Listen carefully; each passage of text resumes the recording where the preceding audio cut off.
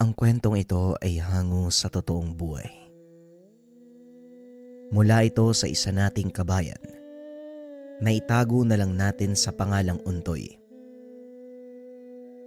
Walang eksaktong taon, probinsya ng Antique.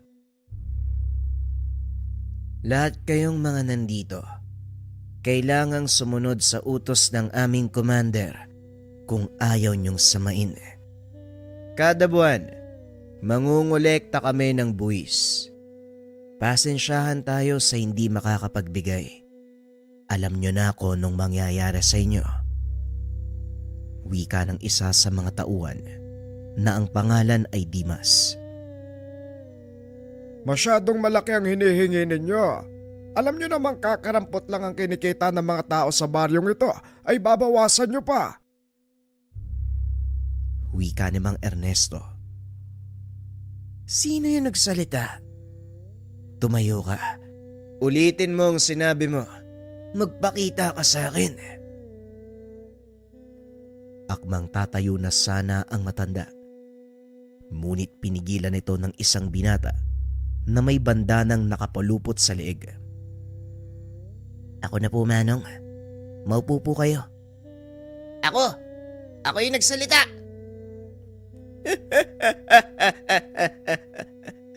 Ang lakas ng loob mong tumayo. Nagsalita ka pa laban sa amin. Sino ang ipinagmamalaki mo? Wala na si Cadelfin dito. Amin na ang lugar na ito. Yun ang akala ninyo. Sige lang, maghari-harian kayo. Antayin niyo ang pagbabalik ni Cadelfin. Siguradong may kalalagyan kayong lahat. Tugon ng binata na ang pangalan ay Untoy. Aba, ayos ah. Talaga nga naman. Sige nga. Hoy kayo, mga ulupong. Kunin nyo nga yung payatot na yan. Dalhin nyo sa akin. Dali-daling hinila ng mga kalalakian ng binata. Dinala sa harapan ni Dimas. Wala na ang Cadelfin na pinagmamalaki mo. Maging ang mga alipores niya, iniwan nila ang baryong ito. Wala silang mapapakinabangan dito eh. Kaya nga sila umalis eh.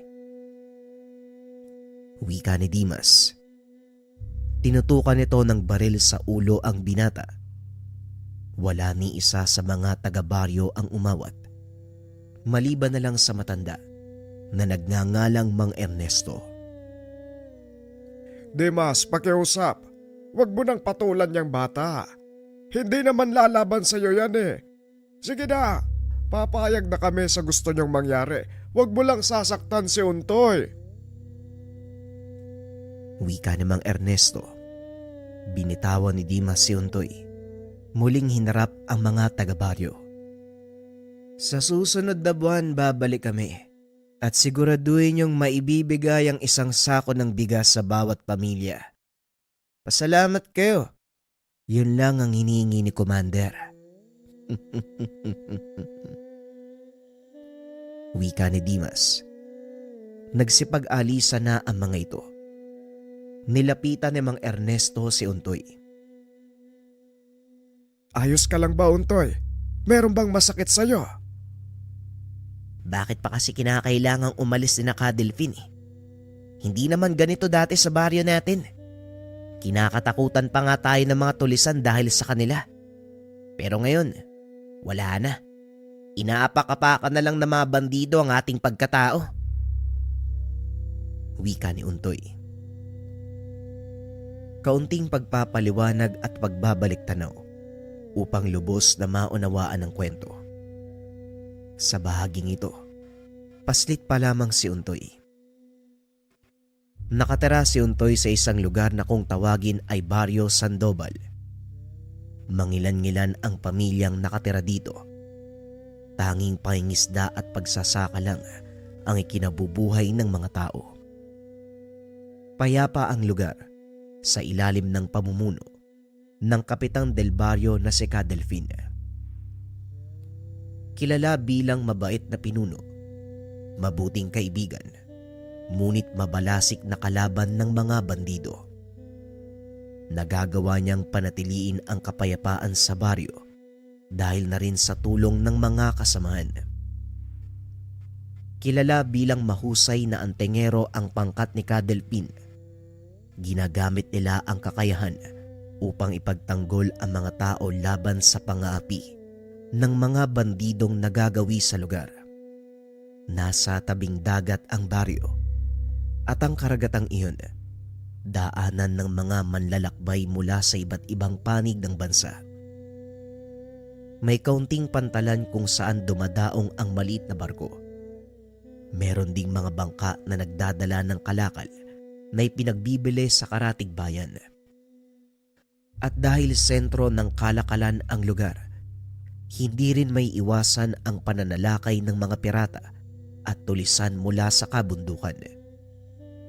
Ilang beses nang nalagay sa panganib ang baryo, ngunit dahil sa kakayahan ng pangkat ni Cadelpin, nagagawa itong pangalagaan. Maraming masasamang loob ang ibinitay ng pangkat sa mismong pantalan na sakop ng baryo bilang tanda na walang sino man ang maaaring lumapastangan sa kanilang katahimikan at kasarinlan. Minsan na rin silang pinasok ng mga militar dahil sa bintang na sila ay mga rebelde. Ngunit wala namang nakitang ebidensya ang pamahalaan, kaya naman hinayaan nila ang ganong patakaran ni Cadelpin sa kanyang baryo.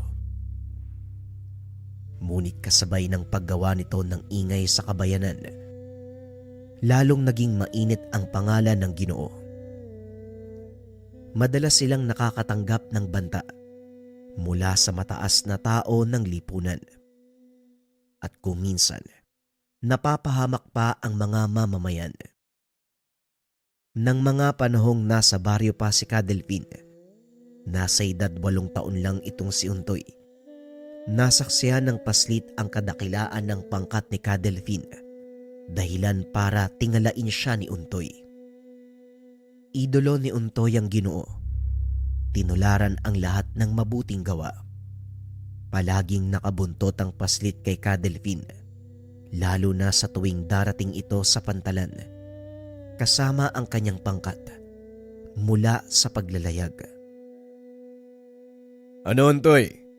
Naging mabait na bata ka ba? Tanong ni Cadelpin. Ulilang lubos si Untoy dahil na din sa kagagawan ng mga masasamang loob. Napatay ang mga magulang nang minsang sumalakay ang pangkat ng mga pirata mula sa karatig pulo. Ito ang kwentong kinamulatan ni Untoy.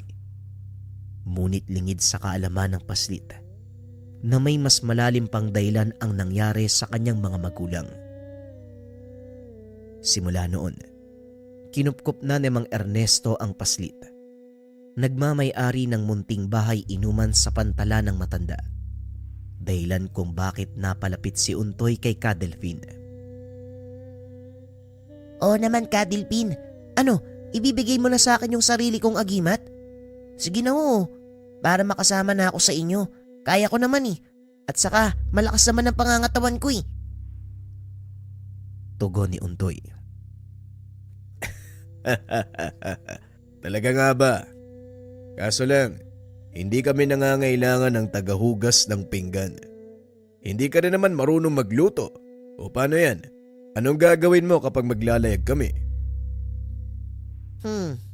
Kaya ko naman makipagbakbakan. Marunong na kaya ako makipagsuntukan. Sinuntok ko nga yung isang araw yung kaklase ko si Ben. Makulit kasi yung baboy na yun. Laging inaagaw yung baon ko. Ganun ba? Pero alam mo, Untoy, hindi maganda ang pananakit ng kapwa ha. Masama yon. Dadami lang ang kaaway mo. Kasi, kasalanan po nila, Cadelpin. Wala naman po akong ginagawang masama. Saka diba sabi nyo, kapag may inaapi, dapat pinagtatanggol. Yan lang naman ang ginawa ko ah. Gusto ko maging kagaya nyo. Ang mabuti pa, maglaro ka sa labas. Huwag mo nang istorbohin si Cadelpin dahil pagod yan sa biyahe. Wika namang Ernesto. Dali-dali namang lumabas si Untoy upang makipaglaro sa mga bata. Masyadong mataas ang tingin sa'yo ni Untoy. Naiimpluwensya na siya ng ginagawa mo, Delphin. Yun na nga po ang ayaw ko mangyari. Malaki ang paganga sa akin ng bata. Baka sa uli, maging basagulero din siya kagaya ko. Pero malakas ang pananalig ko sa kanya. Alam kong sa paggabay ninyo, lalaking mabuting tao si Untoy. Sayang lang at naulila ng maaga ang batang yan. Salot talaga mga bandido. Mabuti na lang at nandyan kayo ng pangkat mo. Hanggat maaari, gusto ko din umiwas sa karahasan, Manong. Pero kung hihinto kami, sino magtatanggol sa baryo? Lalo lang dadami ang magiging biktima ng karahasan. Ito lang ang tanging alam kong paraan para pigilan sila. At isa pa, para saan ang mga kakayahan namin ng pangkat ko kung hindi namin gagamitin? Kaya nga malaki ang pasasalamat sa'yo ng mga tao, Delphin. Pero hindi mo naman maaaring itaya ang buhay mo para sa kanila. Pero sana lang, matapos na ang lahat ng ito at matuldo ka na ang pananamantala ng mga tulisan. Muling wika namang Ernesto. Habang nag-iinuman ang mga ito, biglang pumasok ang ilang kalalakian, armado ng mga baril at itak. Puno ng tao ang bahay inuman ng mga sandaling iyon, kaya naman wala silang maupuan. Lumapit ang lalaki sa kinuupuan ni Delphin. Padabog nitong inalapag ang baril sa tabi ng Ginoo. Kinausap si Mang Ernesto. Ibigay mo sa amin ang pinakamasarap mong alak. Bilisan mo, nauuaw na ang mga kasama ko. Wika ng lalaki habang tinitignan si Delphin. Pasensya ka na ha, pero mukhang naubusan ako ng alak na sinasabi mo. Tugon ni Mang Ernesto. Biglang hinila ng lalaki ang damit ng matanda, dahilan para mabasag ang ilang bote ng alak na hawak nito. Kaibigan, hindi naman kailangang maging marahas. Eto, kung gusto mo, pagsaluan na lang natin ang natitirang bote ng alak. Pagsaluan? Anong tingin mo sa mga kasama ko? Sisiw? Kakarampot lang kung uminom? Tugon ng lalaki. Kinuha nito ang bote sa kamay ni Delphin. Laking gulat ni Mang Ernesto nang biglang ibuhos ng lalaki sa ulo ng Ginoo ang laman ng bote. Matapos ay hinampas niya ito sa sahig, dahilan para magkalat ang bubog. Nagsilabasan ang mga taong umiinom, maliban na lang sa 4 na kasama ni Delphin. Nanatiling nakaupo ang mga ito habang inaantay ang susunod na gagawin ng kanilang pinuno. Ay nako, sayang naman ang masarap na alak na yan. Natapon lang. Manong, pwede bang pakiabot mo sa akin yung basahan? At sa kawalis, maglilinis na lang ho ako. Wika ni Delphin. Winalis nito ang mga kalat na bubog sa sahig. Dinampot ang mga natapong pagkain. Sa hindi inaasahang pagkakataon, tinadyakan nito ng lalaki. Yan ang nababagay sa isang katulad mo. Wala ka namang palang binatba. Hindi na naituloy ng lalaki ang sasabihin. May tumamang bato sa kanyang ulo. Nang tignan nito ni Mang Ernesto, nakita niya si Untoy. Walang niya ka? Ang lakas ng lobong kutsain si Delphin? Wika nito. Sinubukan pang awatin ni Mang Ernesto. Kaso nga lang huli na. Dahil hinawakan si Untoy ng isa sa mga kasama ng lalaki. Wala pa rin kumilos sa mga kasama ni Delphin. Maging siya ay nanatiling nakaupo sa sahig. Alam mo bang masakit yung ginawa mo? Hindi mo ako kilala, bata. Baka gusto mong paghiwalayin ko yung ulo at katawan mo. Wika ng bandido habang binubunot ang kanyang itak. Itinutok ito sa leeg ng paslit na noon ay takot na takot. Dito na tumayo si Ka Delfin. Bitawan mo ang bata at hindi ko na uulitin ang sinabi ko. Nilingon ito ng bandido. Hinagi si Untoy papunta sa sulok. Aba, may dila ka rin pala. O ngayon, anong gagawin mo? Basagin mo na ang bote ng alak na iniinom ko. Ipaligo mo sa akin ang laman nito. Hahayaan ko yun. Pero sa oras na saktan mo ang kaibigan ko, pasensyahan tayo. Wika ni Ka Delfin. Laking gulat ng bandido. Isa-isang nagbagsakan ang mga kasama nito. Ano ginawa mo? Paano? Kung ako sa'yo, huwag mo nang alamin dahil hindi na kailangan. Umalis ka sa lugar na ito kung ayaw mong sumunod sa kanila sa kabilang buhay. Nakaramdam ng matinding takot ang bandido. Napatras ito. Natalisod sa paa ng kanyang walang buhay na kasama. Dali-daling tumakbo palabas ng bahay inuman at sumigaw. Nako, Ka Delpin. Hayaan ba natin makaligtas sa isang yon? Tanong ni Nato, isa sa mga kasama ni Ka Delfin. Hayaan mo na siya, Nato. Wala na ring magagawa ang taong yun. Pwera na lang kung babalik siya ng may mga kasama. Tila nagdilang anghel ang Ginoo. Dahil paglabas nila sa bahay inuman, nakasalubong ng mga ito ang malaking pangkat ng mga bandido. Kasama nila ang lalaki na nakainkwentro ni Ka Delfin. Naku, Ka Delpin, mukhang nagdilang anghel na naman kayo. Bumalik nga ang mga lintik, kasama pa ang mga alipuris. Kaya nga Nato minsan gusto ko na lang ipatanggal tong dila ko. O ikaw, hindi ka ba nadadala? Hindi pa ba sapat ang mga nakita mo sa mga kasama mo? Malakas ang lobo kanina dahil nasa loob tayo ng isang silid. Wala akong ibang kakampi. Pero ngayon, sige ilabas mo yung angas mo. Napailing si Ka Delfin dahil napaghahalataang bago lang ang mga ito sa lugar. Ay, naku naman talaga. Nagkamali ka ng pinasok na baryo. Huwag mo sabihin hindi kita binalaan.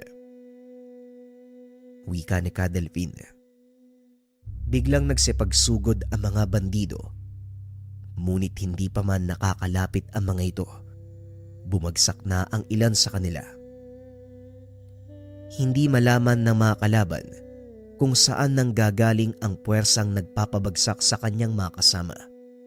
Nang tignan nito ang mga mata ni Ka Delfin, bigla siyang nakaramdam ng matinding takot na tila ba nakakita ng demonyo.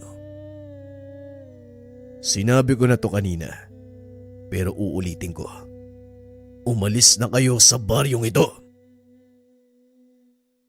Muling wika ni Ka Delfin. Sa hindi malamang dahilan, biglang tumakbo ang napakaraming kalalakian. Partida pa sa kanila. Walang hawak na sandata si Ka Delfin ng mga oras na yun, kung hindi ang kanyang bandana. Matapos maitaboy ang mga bandido, binalikan niya si Untoy na noon ay kakabalik pa lamang ng malay. Ano pong nangyari? Nanalo po ba si Ka Delpin? Oo, Untoy. Nanalo si Ka Delpin pero wag ka munang tumayo. Baka may bali ka. Undoy, ayos ka lang ba? Kumusta ang pakiramdam mo? May masakit ba sa'yo? Wala naman po, Ka Delpin. Pero sayang, hindi ko nakita kung paano mo sila ginulpi. Wala namang nangyaring labanan, Undoy. Ginamit ko lang sa kanila yung titig ko. Ayun nagsipagtakbuhan. Ayos ba? Wika ni Ka Delfin. Kakaiba ang taglay na kapangyarihan ng Ginoo. Sinasabing ang titig nito ay kayang magpatakbo kahit pa ng galit na toro. Hindi pa lubos na nauunawaan ni Untoy ang mga bagay-bagay. Ngunit masaya siya. Nandyan si Kadelpin upang ipagtanggol sila. Lingid sa kalaman ng paslit na yun na ang huling pagkikita nila ng Ginoo. Kinabukasan, pagdating ni Untoy sa pantalan, nagkakarga ng mga kagamitan sa kanilang bangka ang mga kasama ni Kadelpin. Aalis na po kayo kaagad? Ang bilis naman. Baka pwede niyo akong isama. Sige na oo.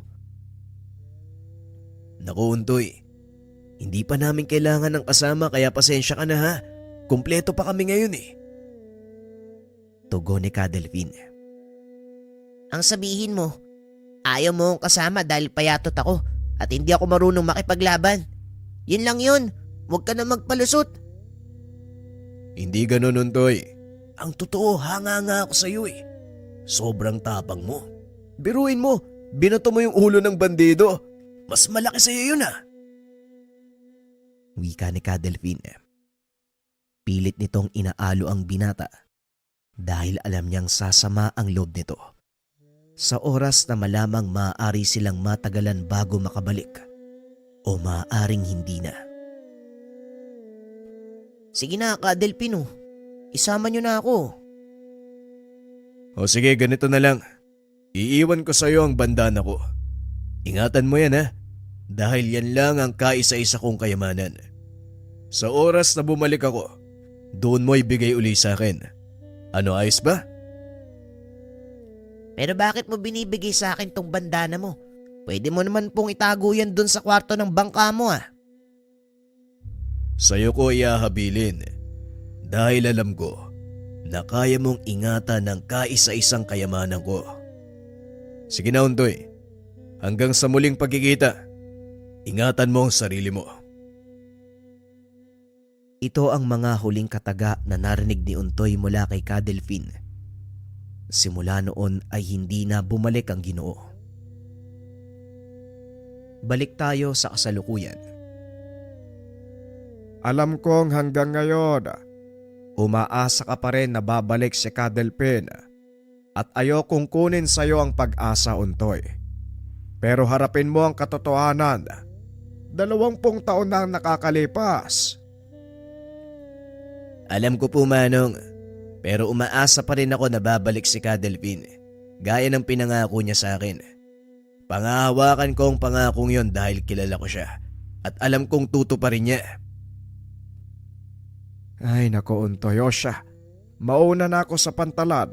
Sumunod ka na lang ha, magdidilim na. Siguradong maraming tao ngayon sa bahay inuman.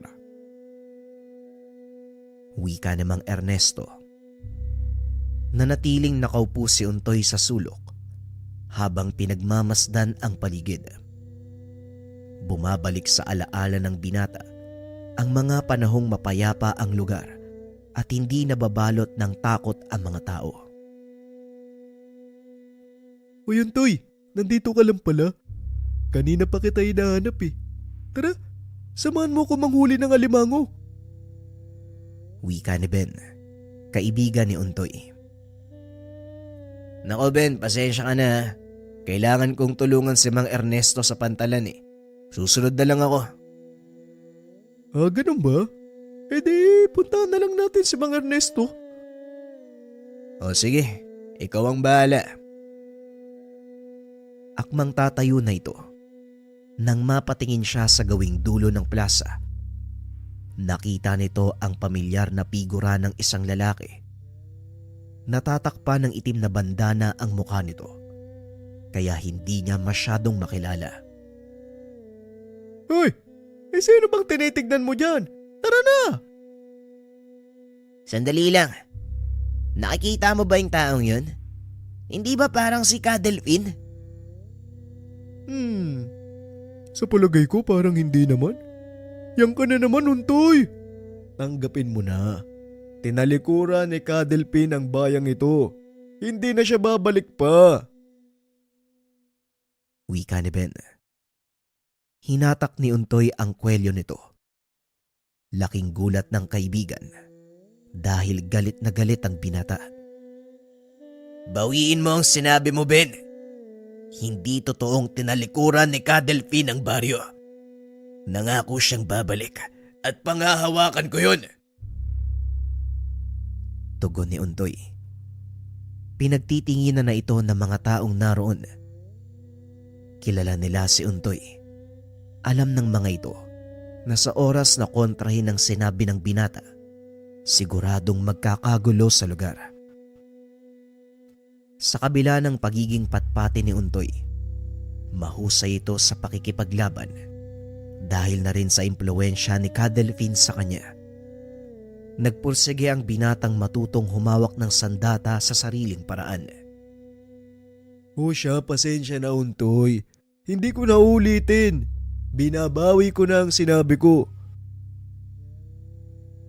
Wika ni Ben. Binitawan ni Untoy ang kwelyo nito at nagpatuloy sa paglalakad. Lalapitan sana nito ang lalaki. Ngunit nang muling ibaling ang tingin, wala na ito sa kinakatayuan. Napakaraming tao sa bahay inuman ni Mang Ernesto ng mga oras na yun. Karamihan sa mga ito, dayo mula sa ibang pulo. Mga manlalakbay, mga nangangalakal, at ang ilan sa mga ito ay parokyano ng matanda, kakilala na ni Ernesto. Isa sa kanila ang lalaking nagngangalang Ismael. Madalas itong kausap ni Untoy dahil na rin sa sinabi nito, nakita niya si Ka Delphine kasama ang buong pangkat. Ismael, kumusta? Anong balita? Nagkita ba kayo uli ni Ka Delphine? Naku, Untoy. Kinalulungkot ko. Pero hindi. Marahil nasa ibang pulo sila. Siguro nga. Sige Ismael ha, maiwan na muna kita. Marami pang mga dumarating eh. Ben, asikasuhin mo nga yung kabilang mesa. Wika ni Untoy. Ngunit nang lingunin nito ang kaibigan, nakita niyang hawak ng isang lalaki ang kwelyo ng damit nito. Akmang lalapit na sana si Untoy nang biglang hawakan ni Ismael sa kamay. Huwag mo nang pakialaman. Ang mga taong yan ay kasapi ng pangkat ni Ka Roger. Kung nakikilala mo si Dimas, hindi ba? Mga kasamaan niya ang mga yan. Mas may dahilan ako para lapitan sila Ismael. Malaki ang atraso ng mga taong yan sa baryong to. Pero wala kang magagawa laban sa kanila, Untoy. Tignan mo nga, bukod sa napakadami nila, mag-isa ka lang. At hindi sa panglalait, tignan mo naman ang katawan mo. Wika ni Ismael. Hindi nagpapigil ang binata. Dinampot nito ang kanyang baston na yari sa kamagong. Nilapitan ang mga kalalakian. Bigla nitong pinalo sa ulo ang lalaking nakakwelyo kay Ben. Nagsipagtayuan pa ang iba. Tinutukan ng barel ang binata. Ngunit hindi ito nagpatinag. Pinagtatadyakan nito ang mga kalalakian. Dahilan para matumba at masira ang dingding ng bahay inuman ni Mang Ernesto. Hindi nagsasalita ang binata. Walang awa niyang pinaghahataw ang mga ito. Hanggang sa mawalan ng malay ang isa sa mga kalalakian at tila nabasag pa ang bungo. Ano? Lalaban pa kayo? Hamakin nyo na ako. Tawagin nyo akong payatot. Pero wag na wag nyong kakanti ng mga kaibigan ko. Wika ni Untoy. Napailing na lang si Mang Ernesto sa ginawa nito. Alam ng matanda na malaking gulo ang magaganap sa oras na makarating kay Ka Roger ang nangyari. Hindi ka talaga nag-iisip, Untoy. Alam mo ba ang ginawa mong bata ka? Kapag nalaman ni Ka Roger ang ginawa mo sa mga tauhan niya, paniguradong tayo naman ang pagbabalingan ng mga yon. Marami ang madadamay sa ginawa mo. Ay, naku naman talaga. Ginawa ko lang po ang hindi kayang gawin ng mga kababaryo natin, Manong. Kailan tayo matututong lumaban kapag huli na ang lahat? At isa pa, kayo na din na nagsabi, wala na tayong aasahan kay Kadelphin, hindi ba? Yun na nga eh. Wala na tayong aasahan sa pangkat ni Kadelphin na magtatanggol sa atin. Kaya dapat nang tigilan ng pagpapakabayani. Hindi makakatulong ang ginagawa mo. Lalo mo lang inilalagay sa peligro ang buhay ng mga taga-baryo. Pasensya na ho, Manong.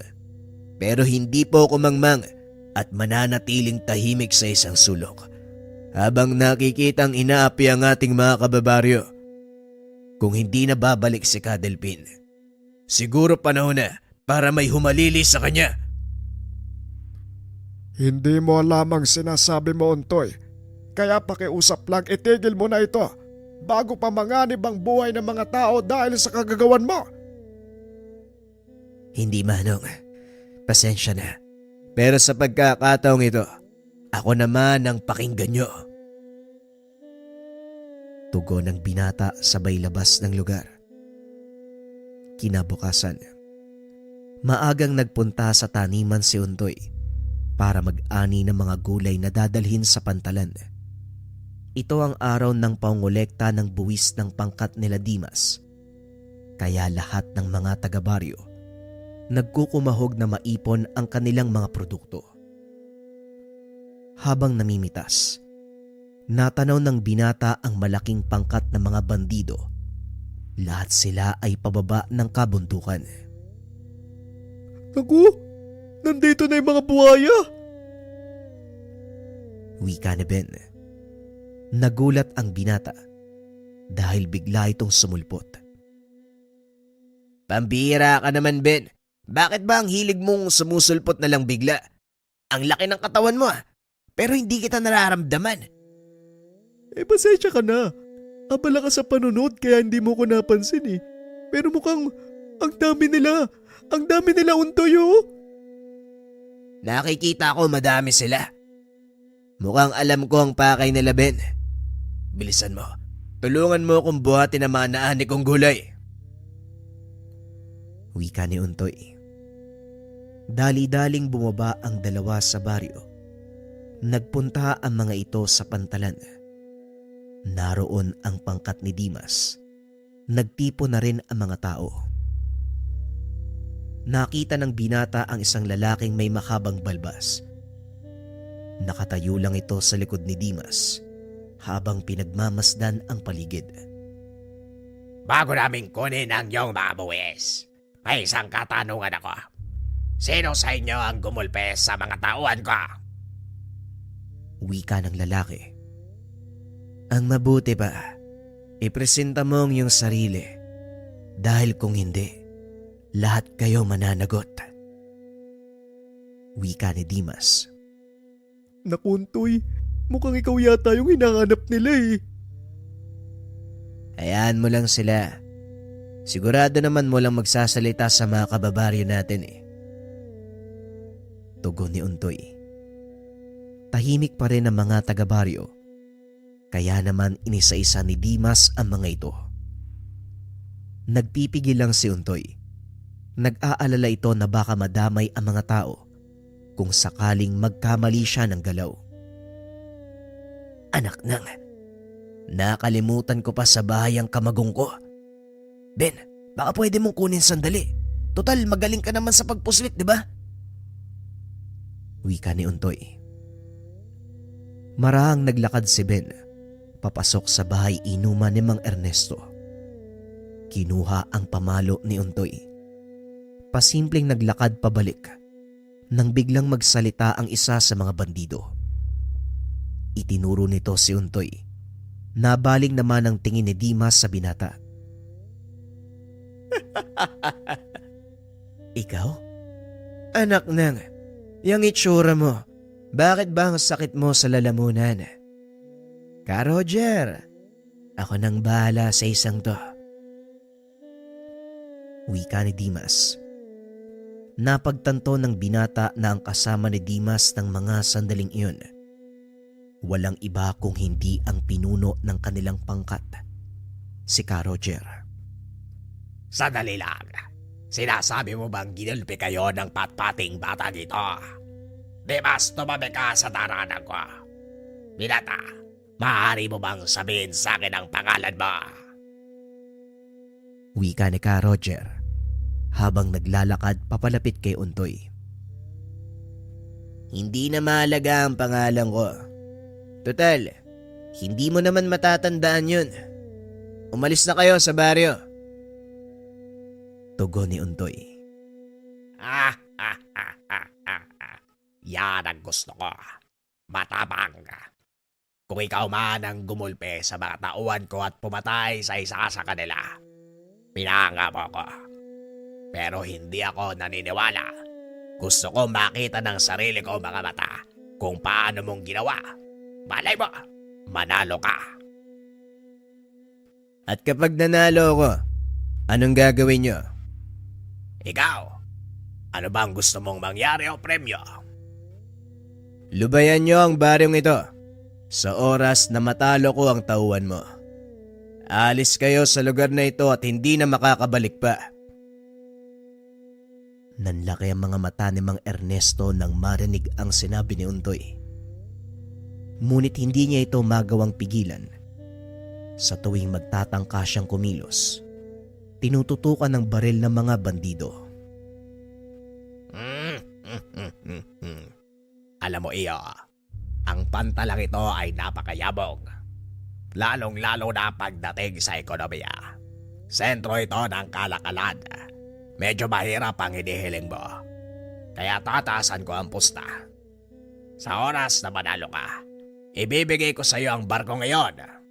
At syempre, tutupad ako sa pangako. Aalis kami ng mga tauhan ko at hindi na muling babalik. Pero sa oras na matalo ka, habang buhay kang magsisilbi sa akin bilang taga-kuskos ng sahig sa aking sasakyang pandagat. Wika ni Ka Roger. Tumawa ito ng malakas. Ngunit kagad ding natigilan. Hindi nito inaasahang kakagatin ng binata ang kanyang hamon. Ilabas mo ang pinakamagaling sa mga tauhan mo, kahit gaano pa sila karami. Wika ni Untoy. Natigilan ang lahat dahil sa sinabi nito. Aba, matapang ka. Baka puro yabang lang yan iyo. Buhay ang nakasalalay dito at hindi lang ikaw, kundi pati ang mga kababaryo mo. Ganito ang magiging patakaran ng laban. Sa bawat pagbagsak mo, isa sa mga taga-baryo ang hahagupitin ng latigo. Kaya siguraduhin mong hindi ka matutumba. Napakatuso mo talaga. Pero sige, hindi kita atrasan. Simulan na natin. Tugon ng binata sabay unat ng kamay para abutin ang pamalo. Ngunit inihagis ito ng kaibigan dahilan para tamaan si Ka Roger sa ulo. Naku, pasensya na. Napalakas yata yung hagis ko. Bagyang natawa si Untoy dahil nagdugo ang noo ng bandido. Tinawag nito ang isang lalaki. Napakalaki ng katawan. Doble ang tangkad kay Untoy. Sige na, tumabi ka, Ben. Mukhang malaki ang isang yan ah. Sigurado ka bang kaya mo? Bahala na. Tumabi ka na lang. Pag-uusap ng dalawa. Aminado si Untoy.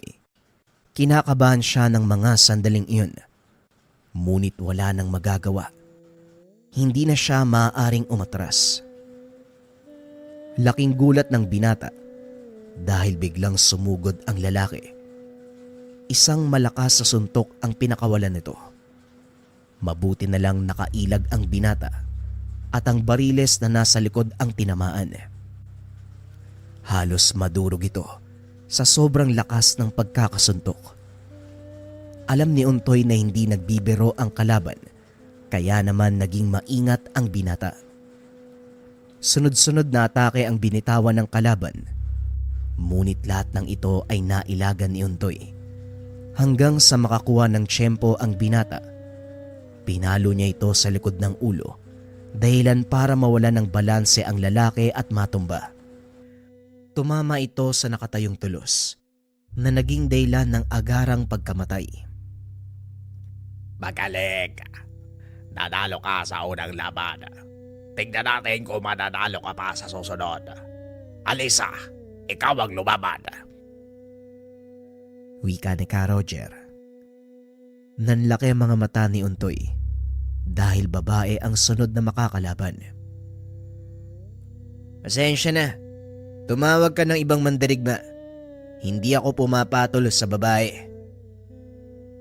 Minamaliit mo ba ang kakayahan ko? Napakayabang mo naman. Hindi naman sa ganon. Talagang hindi ko lang maatim na makasakit ng babae. Kaya pakiusap, umatras ka na. Tumawag ng ibang lalaban. Muling wika ni Untoy. Bagay na lalong nagpagalit sa dalaga. Bumunot ito ng dalawang patalim. Walang pagdadalawang isip na ibinato kay Untoy.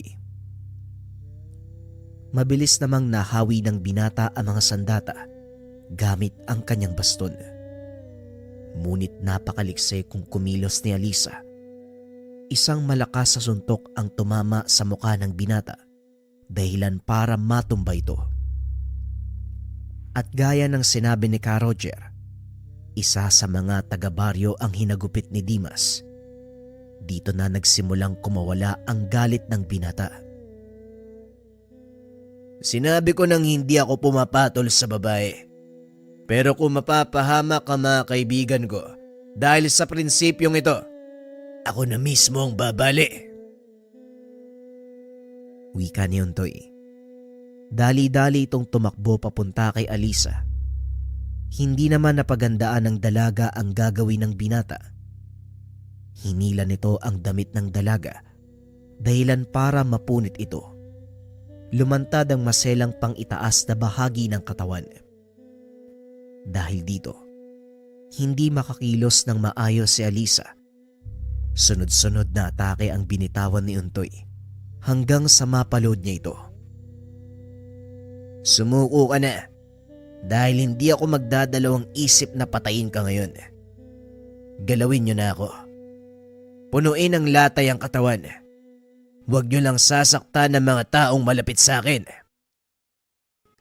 Tama na yan, Alisa. Umatras ka na. Napatunayan mo na sa akin ang kakayahan mo sa una at ikalawang laban. Pero tignan natin ang magagawa mo sa ikatlo. Wika ni Ka Roger. Hinila nito ang kadenang nakatali sa kanyang bewang. Lumantad ang isang lalaki. Nakatakip ang buhok sa muka. Napatingin si Untoy kay Alisa. Nakita nito ang takot sa mata ng dalaga. Napaisip ang binata kung bakit ganon ang itsura ng taong makakalaban niya. Sino naman ang taong yan at bakit siya nakatali? Malalaman mo ang dahilan mamaya lang.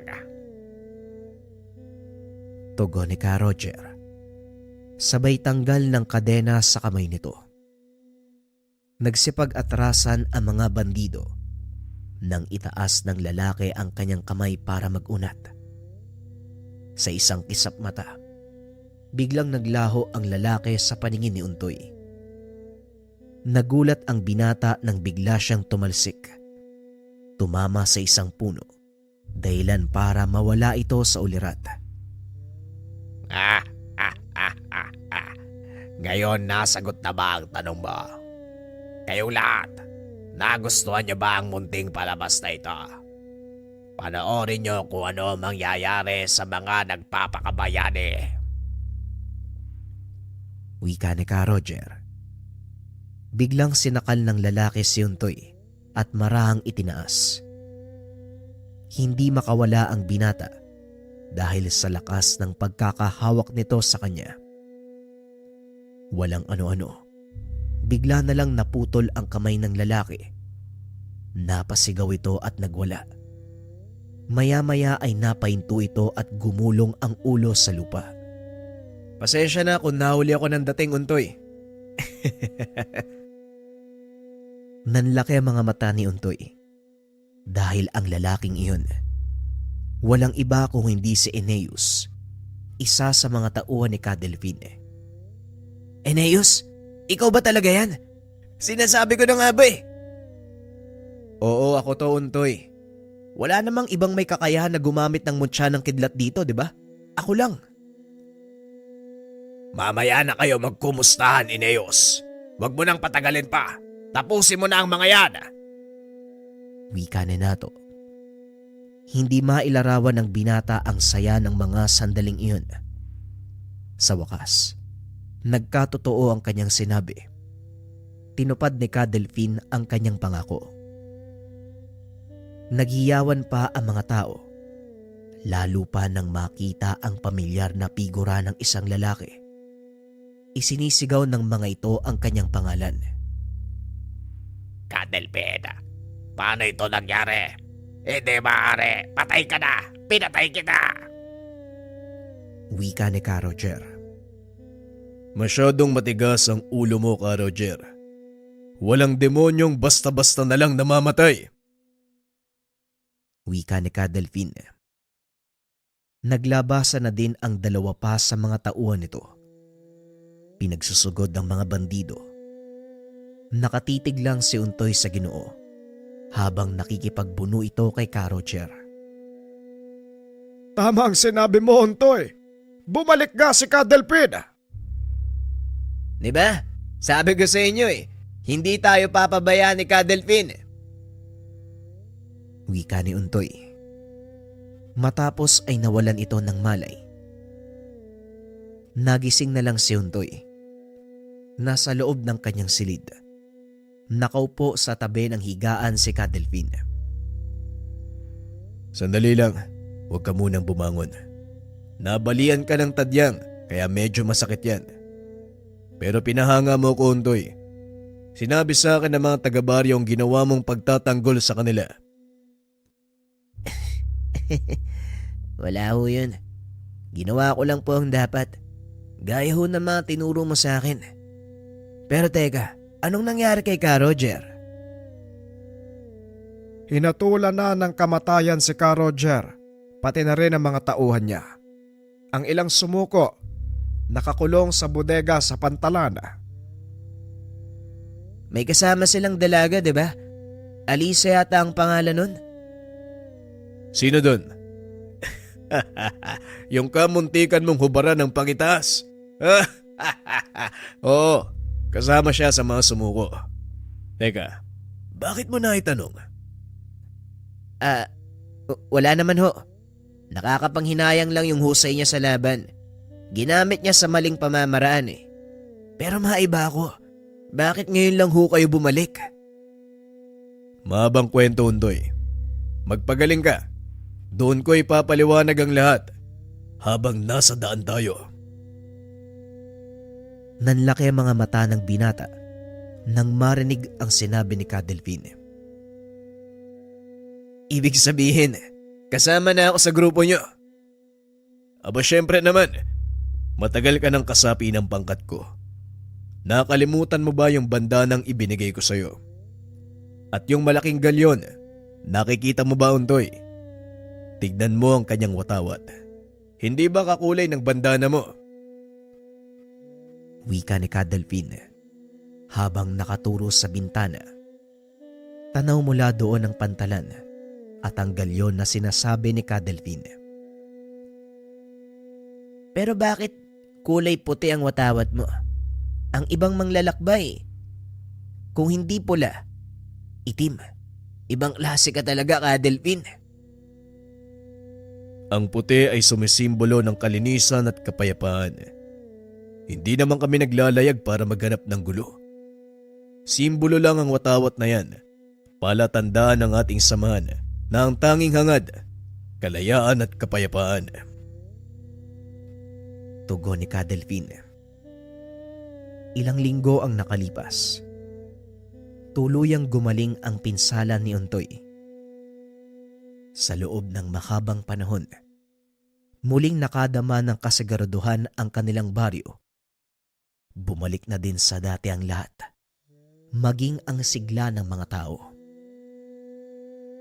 Mabuti naman at maayos na ang pakiramdam mo. Saan mo balak magpunta ngayon, Untoy? Tanong ni Ben. Gusto kong puntahan yung mga nakakulong na bandido. May nais lang akong kausapin. Wika ni Untoy. Pinuntahan ng binata ang bodegang pinagkulungan sa mga nahuling bandido. Ngunit wala na ito doon. Ayon sa mga nagbabantay, pinalaya sila ni Cadelpin. Dali-dali namang hinanap ng binata si Cadelpin. Natagpuan niya ito sa dalampasigan, kasama ang dalagang bandido. Untoy, maayos na ba ang pakiramdam mo? Nga pala, gusto kong ipakilala sa iyo si Alisa. Isa sa mga pinagkakatiwalaan kong espiya. Espiya? Ibig sabihin, simula pa lang kakampi ng isang to? Tama ka. Kung hindi dahil sa kanya, malamang hindi rin namin malalaman ang susunod na kilos ni Ka Roger. Maraming salamat, Alisa. Walang anuman, amo. Nga pala, may isang bagay pa akong naisabihin sa inyo. Pero, mapagkakatiwalaan ba natin tong payatot na to? Wika ni Alisa. Ano daw? Anong sinabi mo? Sinong tinawag mong payatot? Bagyang tumawa si Cadelpin. Inawat ang binata. Sige na, tama na. Naku, mukhang magiging masaya to ah. Doon mo na sabihin yan sa bahay, Alisa.